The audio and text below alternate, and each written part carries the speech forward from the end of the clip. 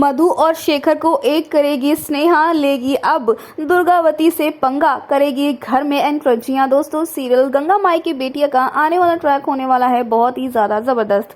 Well दोस्तों, कहानी में आप देख रहे हैं कि यहाँ पर अब जो स्नेहा की छोटी वाली बहन है ना, उसकी फीस भरनी है, वो 15,000 रुपये। यानी कि अभी तो इनका घर का खर्चा ही नहीं चल पा रहा था कि एक और मुसीबत आ चुकी है।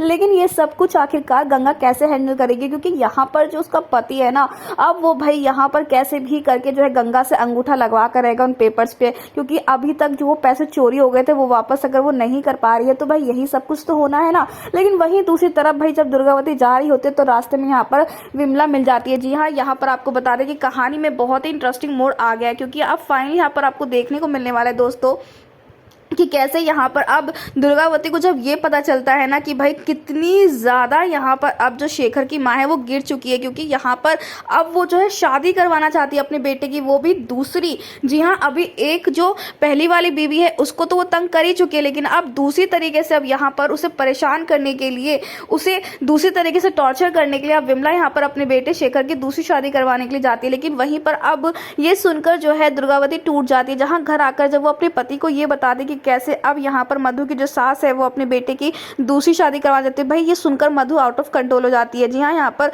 मधु का हाल हो चुका है बुरा, और इसीलिए जब वो शेखर को कॉल करके जोर जोर से रोने लगती है और कहते हैं कि हम मजबूर है, तुम भी मजबूर हो, और तुम्हारी माई जो है वो दूसरी शादी करवा रही है, तुम्हारी लड़की देख रही है तुम्हारे लिए। सुनकर शेखर को झटका लगता है, क्योंकि भाई शेखर को नहीं पता होता है कि उसकी दूसरी शादी की प्लानिंग चली, क्योंकि वो तो मधु से बहुत प्यार करता है ना।